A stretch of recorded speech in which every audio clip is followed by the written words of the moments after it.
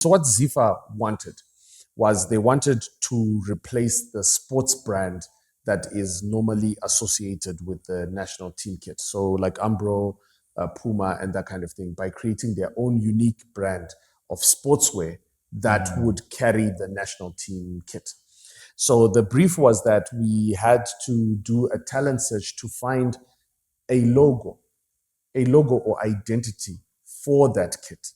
But in the competition, the person who's designing that logo had to represent the logo on a kit to show us what the kit what it would look like on the kit. All right. Okay. So there are designers that understood the brief. It was very clear. I think you just needed to read the brief. I can forgive the public not understanding, but I think to the designers, there were over, I think, 400 sort of entries that came through, 200 that were shortlisted that we looked through. So to clarify, we were looking for a logo. So like a Nike logo or a Puma logo or an Adidas logo. Okay. So we're looking for a logo. Let's call it Warriors Pride. That logo, we wanted the designers to design the logo. But in order to make it easier for us to understand how the logo works, the person needed to design a kit so that we could see. We were not looking for kit design. A number of very loud people on social media submitted their own logo. Hello, everyone. My name is John Cole, and I'm here on the Daily Brand. We're talking daily brands, daily bread, daily whatever. But today, we're talking about decade brands. And I have one of the most phenomenal. He's like Batman. He's like Thor. He's like everyone you can put together into one. He's like the Avenger on his own. And he's Thor and Thanos. He snaps his fingers and comes out a joke. Today, I have the most phenomenal human being on the planet in the whole world, by the way. The legend, the myth, the man, the comic, the entrepreneur, the tenderpreneur, the comicpreneur, whatever you want, he's a preneur and he's a chef and he does so many other things. And now we're here on set with Daily Brand. Oh, Joshua. What an intro. Oh my God. You gotta give it right. I think I'm gonna give myself a superhero name. I'll call myself the preneur man. The preneur man. Yes. Yeah. So how you doing, man? I am fantastic. It's good to see you. It's good to catch up like now. We always like we'll catch up and then we'll watch and then we'll is that what you've been up to? Okay. We're always on each other's timelines on Facebook. Exactly. But Carl, today we sit here and we're talking about daily brands. And of course, daily brand is about everything. But what I definitely want to talk about is how you've managed to manifest your brand daily to make it what it is today. Because Carl Joshua Ncube, has been the most phenomenal name to ever come out of the entertainment industry, agency industry, marketing industry. You're a wild card. In terms of billions, you have a zillion billions. Yeah, exactly. But you're equivalent to an Elon Musk with jokes. With jokes. I can see the comments. Elon Musk. With jokes. Yeah. But for me, I've worked with you and we've seen each other's work, and you're one of the greatest minds ever to come out of Zimbabwe. What is a car? What is a car? Yeah, what is a car? If I say who is Carl? Who is Carl? Yeah, what is a car? Yeah. I I guess a lot of times I don't really get the opportunity to say what it is, but I think because we've had lots of conversations. Yeah. I've always seen myself like an iPhone, right? Mm-hmm. As in like my prime goal in life was to create an iPhone. And so what people see manifest are the components that make up an iPhone. So people don't know there's hundreds of companies involved in making an iPhone. They all make these components and these components come together and they assemble to make an iPhone. So people try to measure me according to Carl is a screen, or Carl is a home button, or Carl is a RAM chip, right? And they try to look at me as the component. And yet I've always seen myself as a complete iPhone. That's my thing. So I've had this one objective of something that I wanted to do, which is to create a feel-good Zimbabwe, right? And in creating a feel-good Zimbabwe, what does that mean? It's people that laugh, people that eat well, people that travel, people that have pride And how does that manifest? It manifests in graphic design, in stand-up comedy. It manifests in cooking. Basically, I'm just like an oven that produces mini cakes. Oh, right? That is good. Yeah. So other people see themselves as a cake. I see myself as an oven. So I just like, it depends. If I see right now we need a meat pie, I know how to make a meat pie. You just have to calibrate the oven to do the things that you need it to do. So I'm just one of those things where I'm a complete product. So while everyone looks and they see many things, when I wake up in the morning, it's just the same guy. I'm just the creative, trying to solve a problem, the feel-good Zimbabwe problem, which is how can we instill this national pride and be recognized internationally for good things, not for the other weird stuff. Oh, okay. Yeah, weird stuff. Yeah. so like when we hear, like, I like the way you packaged it. You know, you're like an iPhone. Yeah. An iPhone keeps upgrading. Yes, Let me exactly. upgrade you. So you get there and you're now in like 16 Pro Max. Yes. Right. And I want to know, or the Zimbabwean people, like, because there's a lot of things, and I'm going to start in like weird places. Yeah.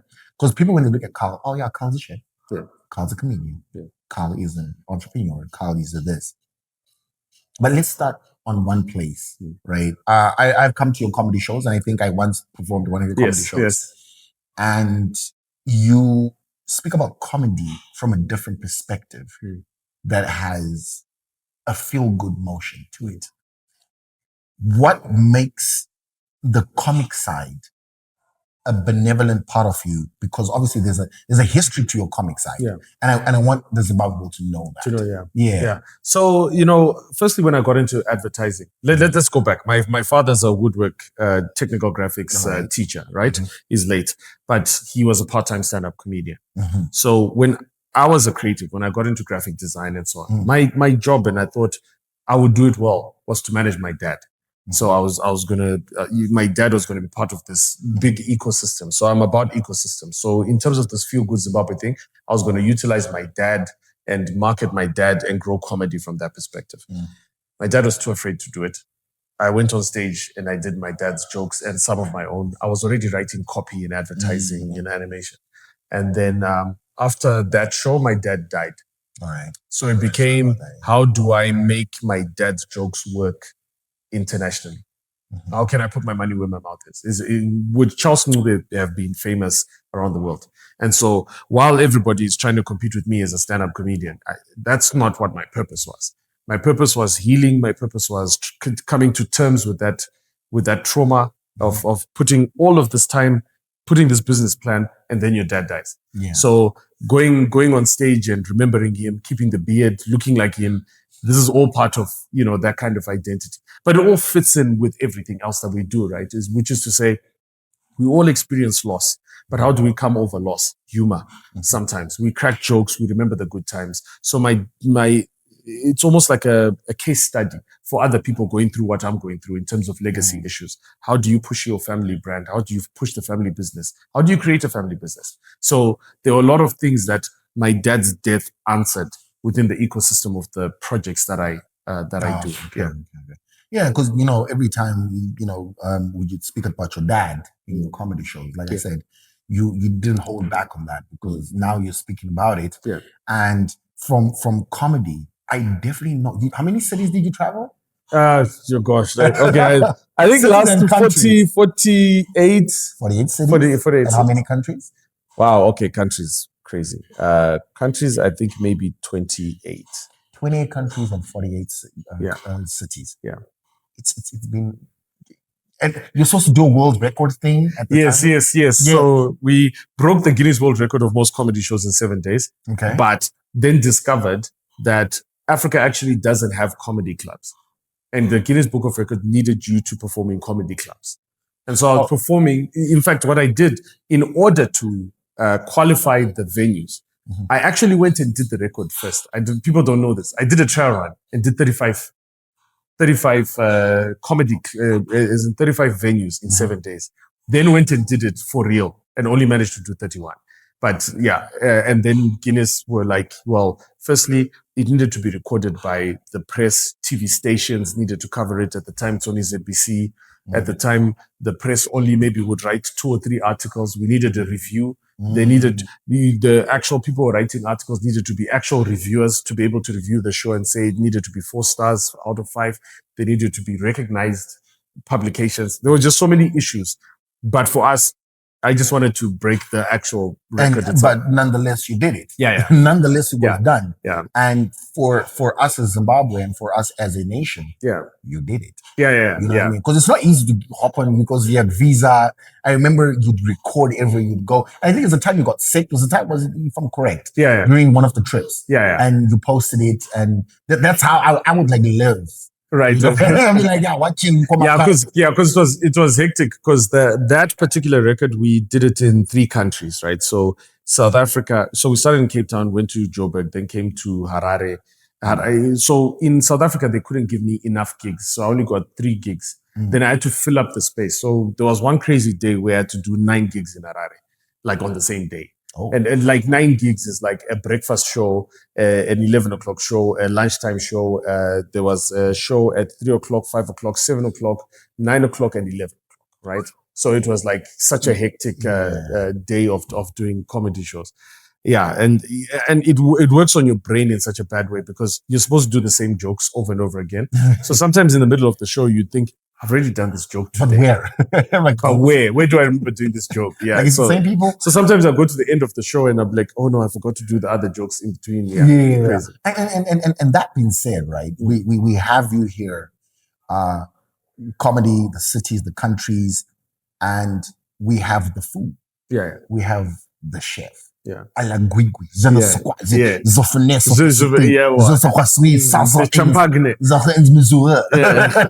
Exactly. Like, tell us about that, the food part of Carl. Yeah. So the food part is my mom. So who's late. So my mom was a home economics lecturer. So growing up, I know how to sew, knit, crochet because she did fashion and fabrics. Also, she also did food and nutrition. So after school, I'd always spend time waiting for my mom while she finished her classes. So sometimes she's doing a cooking demo, I'd have to join one of the girls' groups and then, you sort of cook with them. So cooking has always been part of our family. We like communing over food. You know, my brother cooks very well, my sister, everybody cooks. But it's just that I took it the next level, the same way with my dad. It's kind of, I looked at them as a business.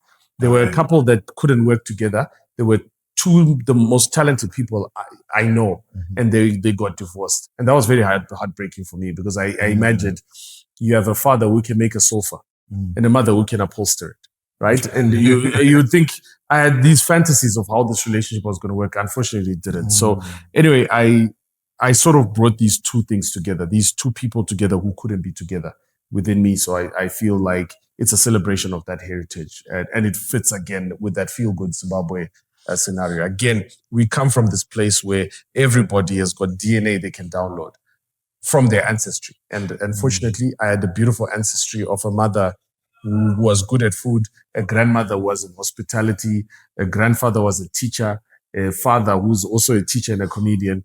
I just thought it's a library, it's available to me. Let me just use it. DNA download. Matrix, boom. And that's, remember, Feel Good Zimbabwe. Ancestry, our culture, traditions, these things should not be forgotten or left behind. And that's what we're looking at in terms of today. Yeah. And then you had that guy, what's his name? Sunny. No, the guy Sunny. with the bandana? Yes. Sunny, I saw you. Yeah. And I was sitting one day and someone walks up and says, Carl is what dude. I'm like, what dude? It's the guy that does the food. I was like, what food? know? And then I see you and you're there with him and that guy's world famous. Yeah. But you wanted to come see Carl Joshua. Yeah. Literally to sit with Carl Joshua. Yeah, the producers got in touch with Nelsie and they said, hey, it's Carl in Zimbabwe. Sunny's coming to Zimbabwe. We want to, meet up with him, whatever. But long and short of it, there was a lot of like cock blocking somewhere in the equation. And then eventually he just had to insist and just said, listen, I don't want to go any other place. I now need to go and see Carl. And also the biggest challenge is he couldn't understand why Zimbabwe had this culture of just sadza with. It was just the same thing. It was repetitive. What was being shown was just the same thing. And so if you watch that episode, you will hear him sort of ask those questions to say, can you just explain to me why are we in this mode? of Sadza, and trying to help him understand that colonization did a number on us. This whole idea that we eat white Sadza and we call it traditional when it's not. That's the lack of knowledge that we have. In fact, even our languages are written in English. Sabuku, munane buku, ichaga basa, or look for a boss. And no servants that become a servant. Those kind of things. So we don't even understand how far gone we are in terms of colonization. In fact, Shona and Ndebele don't even exist. Because Shona is just an amalgamation of like Zesuru, Karanga, all of those put together, and then Ndebele like Xhosa, Zulu, all of those people. So even these two languages that we purport to be like, oh, these are our national languages. We really, if we think deeper into it, we were kind of mainstreamed into these two blocks. And so just trying to explain to him, this is why we end up, everybody in the country just eats Sadza. And yet we have these small grains. And we never used to actually grind this food like this. We used to eat these grains whole. And this is why we were healthier. So even when we're thinking of our food policies, we need to start looking back beyond colonization. We can't be presenting food that is the way that we're doing. And so in that episode, you'll notice when I create for him the pig dish, it's really just trying to show him that, listen, as African chefs, we can really come up with, who says we have to cook traditional food? It's already being cooked. So as a chef, I should come up with more traditions for future generations of Zimbabweans. Because in the beginning, that what we call traditional was an innovation. And I think Zimbabwe doesn't understand that.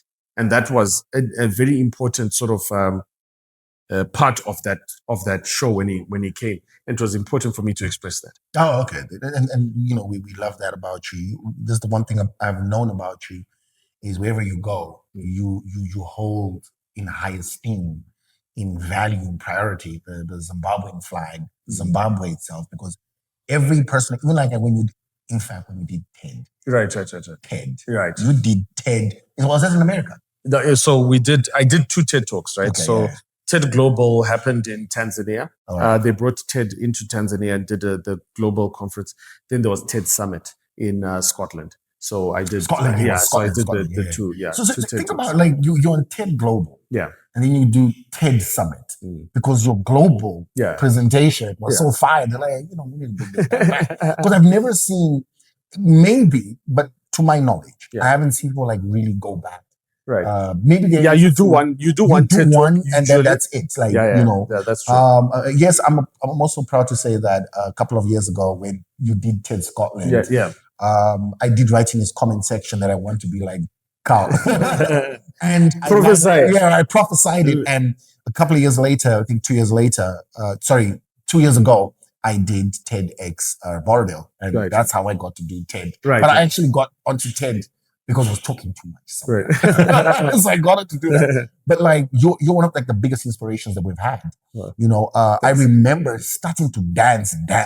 Like your people knew John Cole. You know John Cole, but Carl knows John Cole. Right? I know the teenager. I was like a super teenager. And I did my first nama with you. Yeah. And obviously to the legendary choreographer Edric Gotsongeri, who is my mentor too. You inspired Nama. Right. Today we can see the Nama performances and the Nama, what's going on today. Yeah. But a lot of people don't know that it's actually started with you, including the design logo. Yeah. So talk about. Yeah. So Nama, I suppose Nama was kind of an award ceremony that happened at. It used to happen like in the Jacaranda or sometimes in the 7 Arts or whatever. But it didn't really have like a clear identity. I think it had gone maybe 4 awards ceremonies by the time I came on, I think on the 5th Nama. And I remembered just doing the graphics of that particular Nama. Yes, I remember. Then there's a lot of stuff that we had to do behind the scenes. So we had to look at the branding of Nama. So created the trophy for Nama, which was, that sort of looks, it's a stage with an audience. That's what the logo represents. And from there, we had to then lobby National Arts Council to give up Nama, to give it to event planners, as opposed to them running it, because they were running it themselves. And we were like, you can't be registering event planners artists when you are the ones who are doing the award ceremony yourselves. There's a conflict of interest. And so working with National Arts Council, and they were very open. I mean, Mr. Chipangura at the time and Elvis Mari, previous directors of the National Arts Council, and also the current PEMSEC of Education, Nicholas Moyo, was an officer at the time in Bulawayo, were very helpful and instrumental in helping carve that whole agreement that we had put in place. So without that agreement, then you wouldn't get a Napoleon Nyani doing NAMA, because they wouldn't have had the opportunity to be able to run the award ceremony as an independent producer. So there's quite a lot of work that went, I think, in the beginning with NAMA, and even just fighting for you guys, trying to get how do we get hip hop? How do we get hip hop into NAMA? And we had to go under the banner of Urban Grooves and then bring in the hip hop elements and say, we want to bring in breakers and, you know, that kind of thing. And I didn't even understand the terminology, but I knew I liked it. I just knew to open the shows, it was unheard of, right? It was always traditional dancers. So to bring Edric and Edric, we had to put a crew together. We had to bring different crews, right? Yeah, I remember yourself, Basil, there was like the Guja. There was just like, so many people in there. And now it's almost become staple. People take that for granted, but this was a big fight to try and get some of these things happening. It's the same with comedy. It was like, comedy wasn't that easy to do, right? Like now, I mean, it's a simpler thing to do. But yeah, that was the journey with NAMA. It was a beautiful journey because we had a very supportive National Arts Council that was willing to try. It was willing to give us the opportunity to do stuff. Yeah, you know, I remember like doing maybe 3-4 NAMAs with Edric and you, and it was such an amazing experience because now you're performing, you know, in front of like a whole bunch of people, and you're like, oh, okay, you know, because we started just dancing there after you got served, and you know, you're there. I remember you standing, and you're like, oh, guys, I remember the first performance. There was the grinding sound, right? There was the grinding sound, and there was there was an animation at the top of the thing, and you're like, okay, we're gonna need to time that with this, and you know, so it's like almost like a construction of the trophy. It was a construction of the trophy. So you guys were like supposed to be like a construction, so and then it sort of builds up, gumboot dancing, then it goes into but it had hip hop. That was the crazy part. It had hip hop and.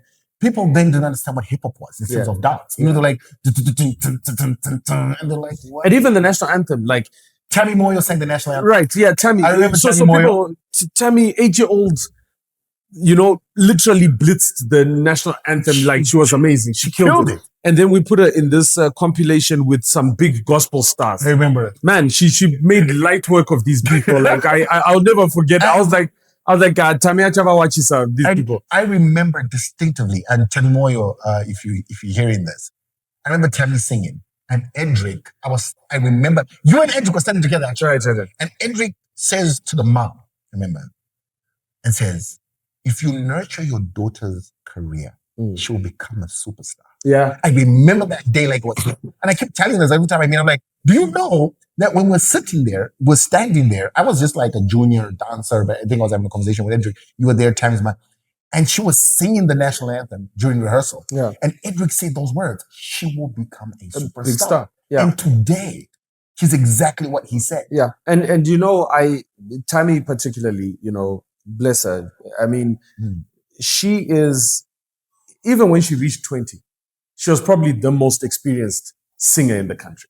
Right? When you think about it. Yeah. Because she started so early. She was thrust into the limelight so early.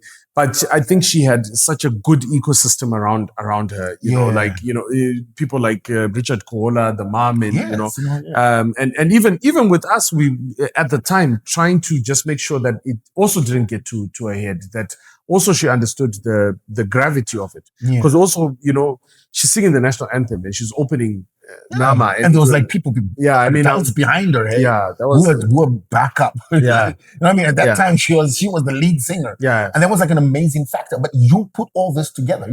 You would pick like the most random things that didn't make sense at that time. And today, they're what people see on the NAMA. But you know, the thing is, I've been lucky because I think God has put me in people's lives early, right? My relationship with you, it spans everybody. You know, like even I even look at the artists, and I think of Tammy opening NAMA. There was Tobegile. Yeah, Tobegile. Yeah. Tobegile, who sings with Ja Praiser. I think. I think they call her excavator. Excavator, yes. Right. Yes. So she was also there. I think she had just turned 18 or something like that, and so she was on the lineup. Like Edric, so many different people. Even the PEMSEC, Nicholas Moyo was an officer in Bulawayo. So we would go and audition. So I'd go to Bulawayo and he would take me around and we'd go and audition people in Bulawayo to see Bulawayo groups. Because that was also a struggle, bringing in groups from Bulawayo. So because a lot of groups from Bulawayo used to win a lot of namas, right? But we never gave them the opportunity to perform. So National Arts Council was very open. Carl, go to Bulawayo, go find us groups. Utumo, Sizwe, all those people, we met them in that particular instance. Yeah, So, and that's where also we met one of our nemesis, right? Because we were the inmates, Right. And then we had a dance called Liquid. Yes. It was correct. Yes. It was the most craziest thing. But whenever we had a performance that we had to do together, no matter how much we had, like bad blood we had, because hip hop was a bit different there. Dancing was a bit different, and you would merge us to come together and perform. And that was one of the most amazing things. And people don't even realize that the amount of time that we had was very limited. So also I'm a very hands-on person, but I don't like to interfere. So it was always nice working with creatives. I was like, what you got? Then John Cole does something. I say, I want that. Do more of that. Do 5 minutes of that. Keep doing that. Do that twice. Bring 5 people. Let's do that. Let's do that thing. And that's the most amazing thing, because a lot of people, they our intertwinement of the industry is one of the greatest parts of it all. And I know, we deal now in different spheres. I got to be, the dance choreographer, the king of dance and everything. Right. But that was because we had great minds. Right. Edric is a phenomenal, he's one of the greatest minds. Like I still, if I have like an issue, I still go back to him. You know what I mean?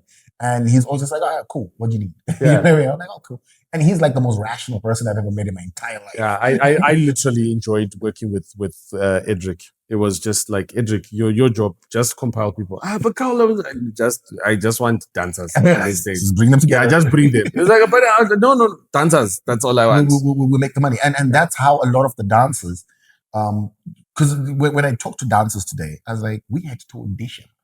We had to audition. Right. To perform at an event. It wasn't just like, because we're good. I remember the first NAM I didn't make. Was it the first one? I think I came in as a secondary because the other guy couldn't make it. I was like bounced. Like Andrew bounced me. He's like, no. He bounced John Cole. Who was that idiot?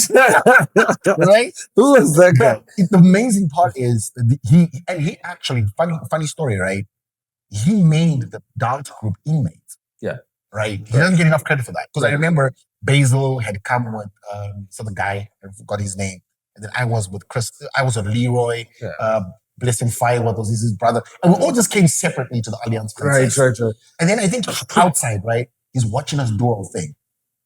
And then he's just sitting there. And he goes, come here, guys. He calls all of us. I think we're like 8 of us that day. Adrian Zanasi. And then he just goes, if you guys entered this room together, you guys would become a cool dance crew. Right. And I was like, I don't know these guys. And he's like, doesn't matter. You guys need to qualify, And guess what? We walked into that room, we auditioned, we made it, and that's how the Inmates dance group became the Inmates dance group. Wow. Do you know what I mean? And today we look at it from a different perspective, but there's rich history behind dance. But now when we're sitting here, we're talking about daily brands. You're now on the Go Warriors fan. Yes. Right. You're wearing a jersey. National team. My own. Yes. John Cole. You're running this thing. And I remember coming to the first watch party for my first match watched at Krista. It was so amazing. There was a lot of creatives. There was Butterfly. There was Shugeta. There was Ruvenenko. And there's like a whole bunch of other people. And it's your database. Like Carl can call anyone. Like I know people. Exactly. Like pitch up, man. 2 o'clock. And that Go Warriors fans Morocco. There's a Morocco thing that you're talking about. Yeah.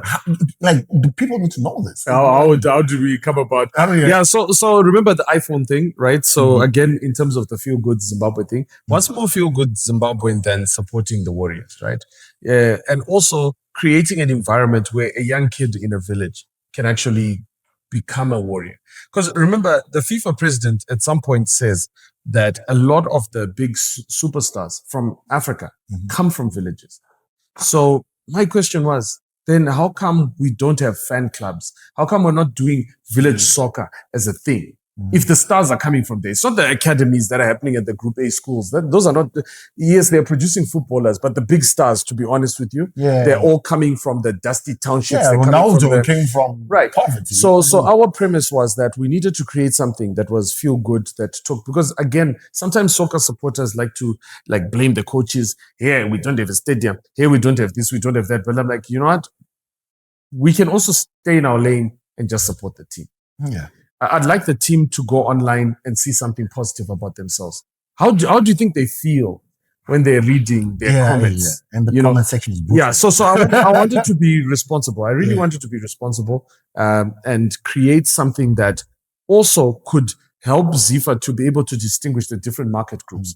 Because remember, when we're talking about supporters, Takasiana, Gapune, rest of ground, VIP, what, who are these people and where are they? And how do people consume Warriors content?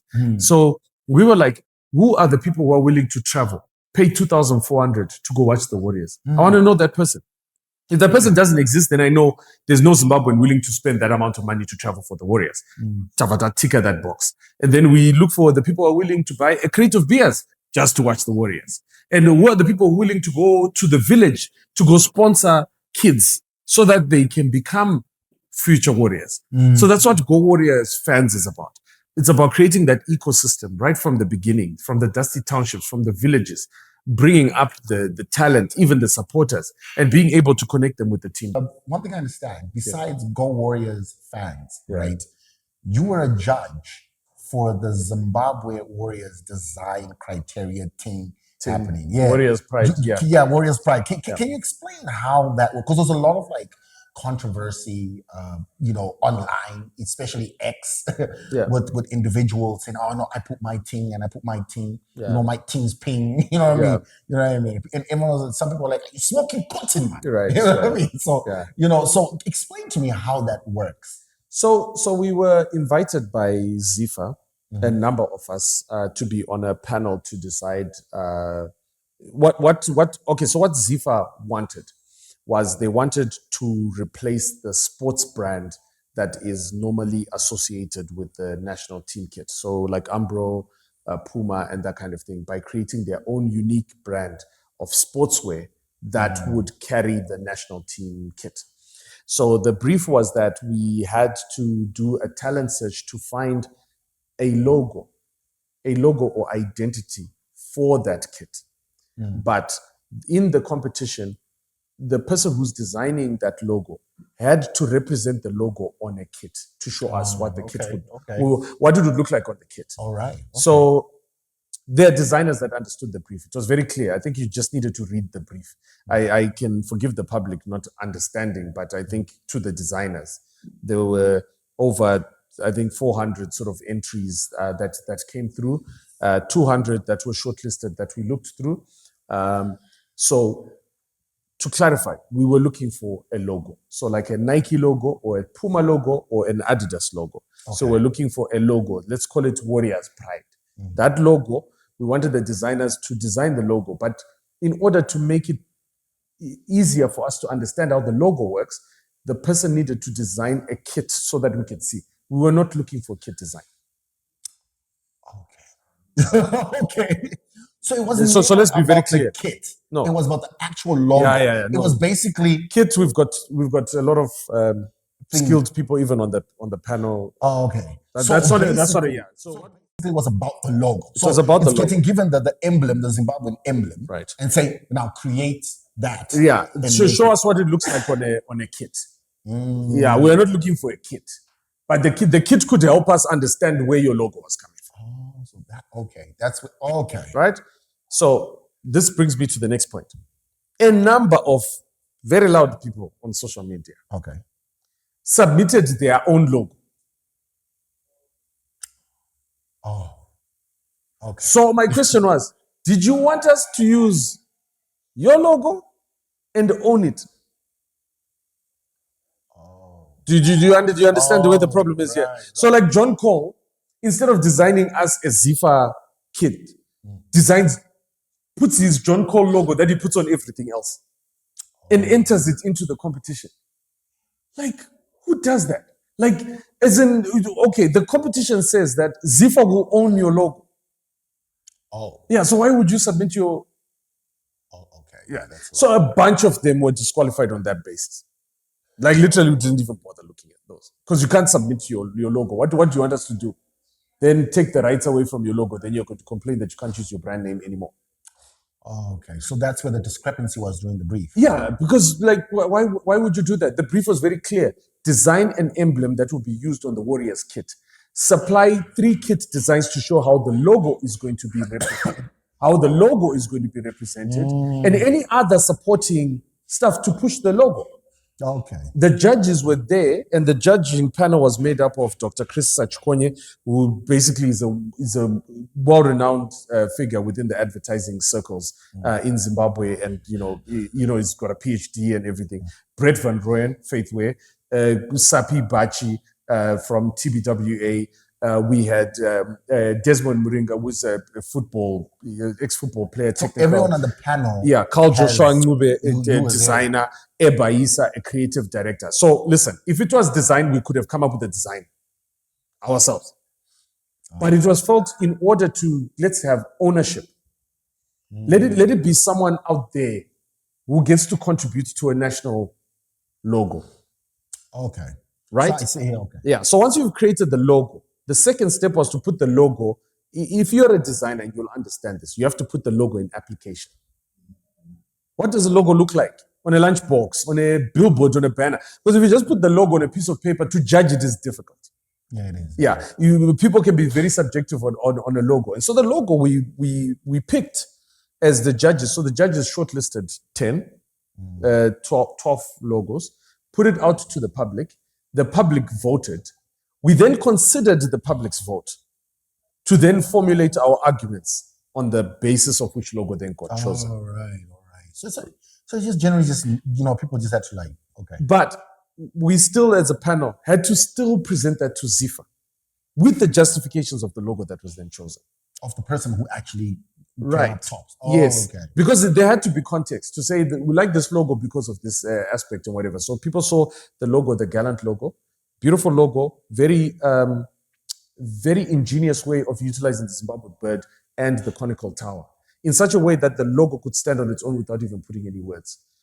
So then that gets put onto a kit and it has application right across the board. Granted, there were also some very good logos. We haggled. Even the judges had sort of 3-4 sort of. No, you guys are about to votes. fight. Yeah, throw hands. but we could totally justify and stand behind this logo. Okay. The onus was then on Ziffa to then take that logo and then put it on a kit that they so desire.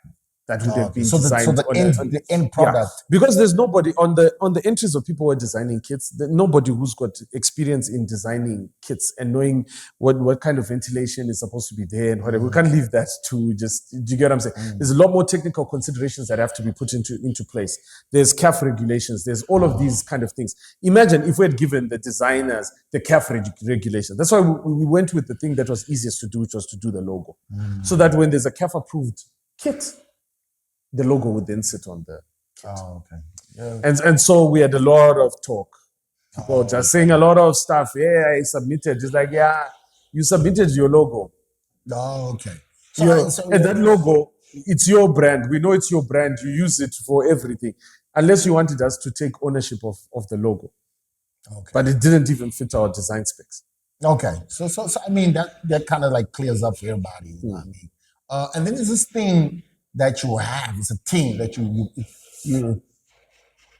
I don't know if you can call it cults teachings, cults preachings, cults teens, Yes. cults, but Yeah, please so educate us on that. okay, so like I do a lot of, because I'm teaching a lot of entrepreneurs. I do a lot of talks, and I like to break down my concepts into like almost like 3 steps of everything. I attended a comedy workshop, and there's a guy called Steven Rosenfield. He's one of the best comedy editors, I think, on the planet. And this guy basically, he has an institute where you sit, you tell him your jokes, and then he'll say, no, use the number 16 in terms of 17 because it's funnier. Or get mugged by 3 guys instead of 10 because it makes the story better. Don't be the hero in the story, that kind of thing. So there's a famous teaching that he does that he says, get good, get seen, get paid. This is for comedians. He says, first you have to get good, then you get seen, then you get paid.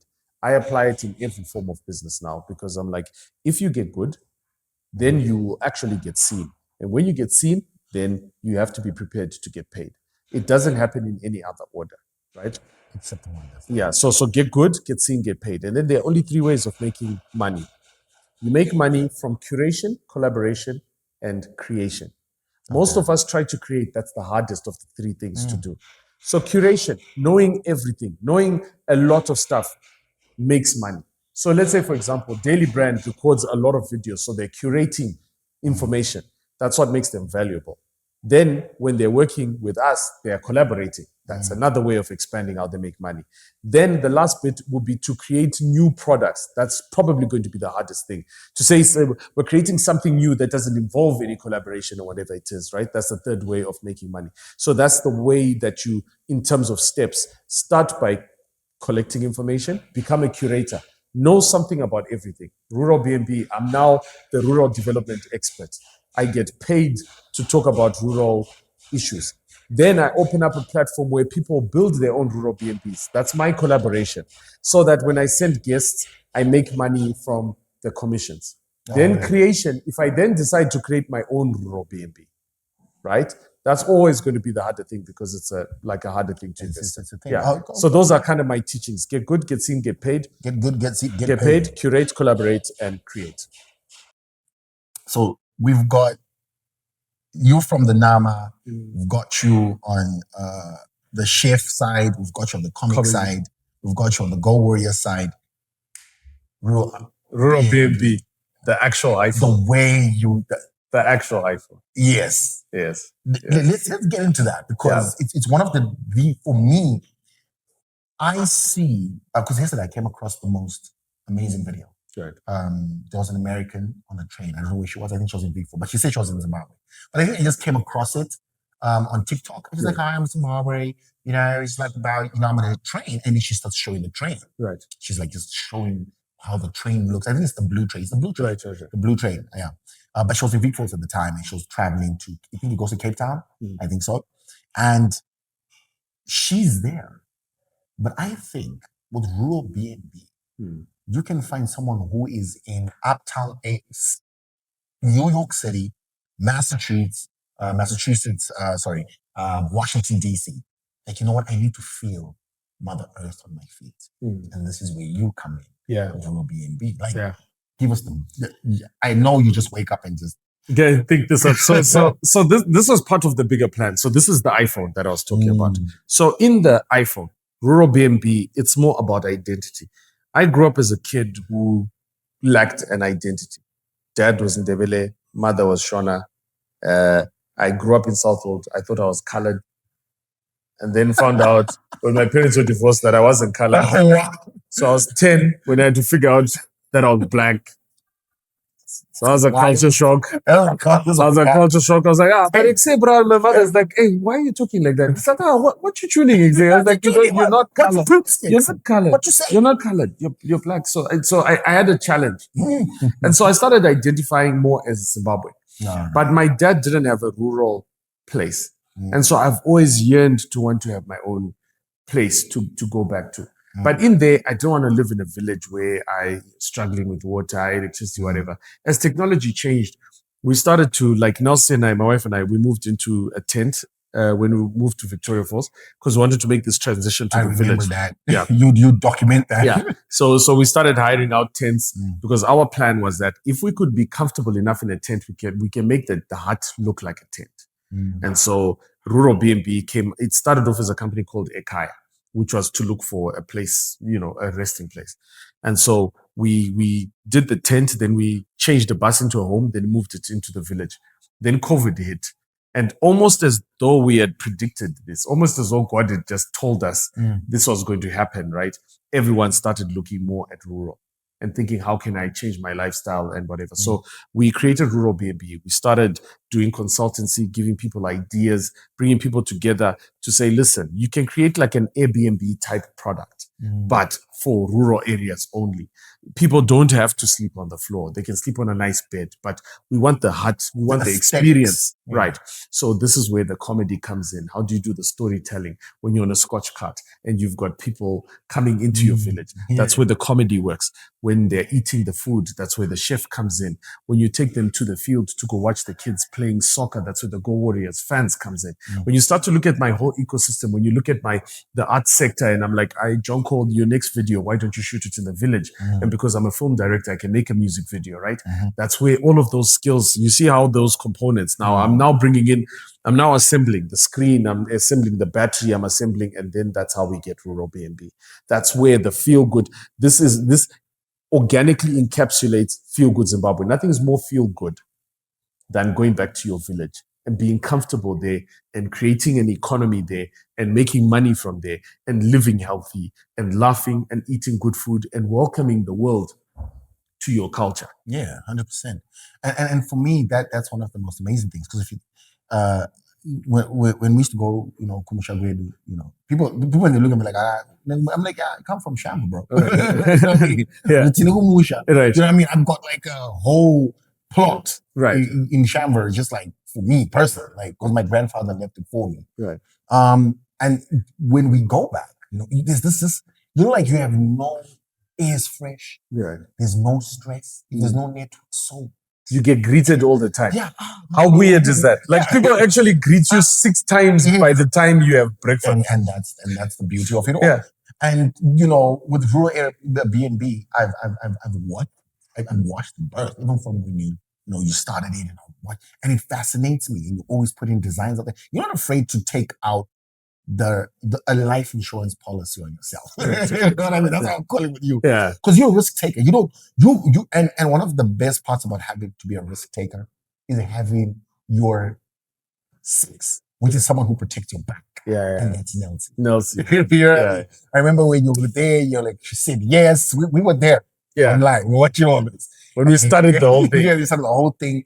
And for me, just having to see, us growing up, but we're seeing our big brother do this, and that inspires us to want to do more. Right. Okay, this is what I want to do, this is what I want to do. Even when you call me, you just text me, hi, it's Carl. I'm like, hey, I remember when you called me about that thing, that deal. I was like, say less. It's like, say no more. Say no more. Stop trying to pitch, Carl. Because I was pitching our level a 10-slide presentation. John Cole was with me at slide number 1. So John, I was thinking, yes. It's good. I was thinking, but I just want, yes. It's okay, Carl. We do it together. And for me, why we're here today talking about the daily brand is that people know that you just don't wake up. Every day you're like Rick Ross said, every day I'm hustling. Yeah. Every day you're moving the needle. You can't, you've been around a lot of worlds and countries and whatever. But your love for Zimbabwe has been impeccable. Right. It has been impeccable. Wherever you go, you talk about Zimbabwe. You know what I mean? Like even in comedy shows, and I was watching some of your stuff, your footage. Yeah. It's always Zimbabwe. Yeah. And that's the most brilliant thing of it all. And before we leave the daily brand, what are we looking at in terms of what is Carl? Yeah. From because iPhone is always upgrading. Yeah. Right. Yeah. So I'm not going to say like the usual people in the interview. What is next? Yeah. No. What max are we going into? Yeah. I think as I grow older, I'm beginning to realize that I'm a community leader, and I've worked with a lot of people. And why we moved back to Harare is because we wanted to be there for all the people we've worked with. So what people don't understand about me is they think I just unilaterally come up with ideas. But it's actually inspired by the work of the people I know. So I'm made better because John Cole is pushing an agenda and I just need to call him up and say, okay, can we move it in this in this direction. And so I feel like I'm spoiled for choice. I've got all these tools and stuff, but what I haven't been more of is more of a community leader, like to stick my neck out and say, hey guys, I'm taking us on this direction. Yeah. Let's go in this direction. Let's see. Because I've always been afraid to say, what if my vision doesn't meet up with the vision of the people that I want to lead? And now I've realized that by serving the people that I'm working with, I can literally figure out where we need to go, because it becomes very apparent. It becomes very clear. It becomes like when we're thinking of Go Warriors fans, right? I'm thinking, okay, John Cole, I see his videos and I'm like, man, mascots could look super amazing, right? 100%. Oh man, the anthem for the Warriors could look like this. Do you know what I'm saying? Or even you look at the daily brand, for example. I don't need to think about content. Now I'm just looking at the daily brand and I'm thinking, these guys have really figured out how to produce beautiful content. Yeah. And do you get what I'm saying? So I now need to be more big brother to open up spaces. The same way that I set up the railway tracks that comedy is working on today, the same way I set up the railway tracks for the arts sector, the same way I set up the railway tracks for the food, I now need to set it up for enterprise, for entrepreneurs, for business, to source the financing, to source the capital. Because now we need to move into another realm. Yeah. Takura Manja, people now expect us to be able to sit at a table and say, okay, what have you mobilized? And we're like, yeah, we've mobilized this amount of money. We're no longer crying. We're not saying, the banks and then the government. No, we're saying, no. We're players in the sector. We now look at this happening. We now look at this going on. We don't have to be told to market the country. We don't have to be told to be influencers of Zimbabwe. We also own the country. Yeah. So I can go out. I don't need to be told by any passport is what. Yeah, I don't. I can walk out and go and represent Zimbabwe. I don't need permission to hold a flag, to put up a flag, to talk about this amazing country. The same way that the people who criticize Zimbabwe don't need permission to do that. So we shouldn't make it difficult for the people who want to be positive about the country to just go out and do this. 100%. Yeah. I agree with that. Yeah. And, ladies and gentlemen, there you have it. Daily brand with the man. I could sum up Carl using his name: charisma, amazing, robust, lovely, jokeful. Wow, that spells Carl. Oh, yeah, original. Okay, like that. So you said you're super what? Super. What? Superpreneur. Superpreneur, man. Right. I love it. Right. Yeah. And then humorous, then unique, and then wow. Adventist, adventurous. Right. Then we were part of community leader. Natural community leader. Unity. Bombastic image. That is how Joshua Ncube. I mean, I love that. Thank you everyone for coming through today to the Daily Brand. We had an amazing time with Carl Joshua Ncube. And guys, remember, rural BNB. Go Warriors. Chikafu. Wine taste. You know, you see Carl, you see everything. Yeah. And remember, one more thing about them. Daily Brand is about making sure that your brand is seen daily and heard daily. It doesn't stop here. It doesn't stop with us. It's a generational thing. Just remember that if you have a problem, call Carl. Guys, peace out. Love you.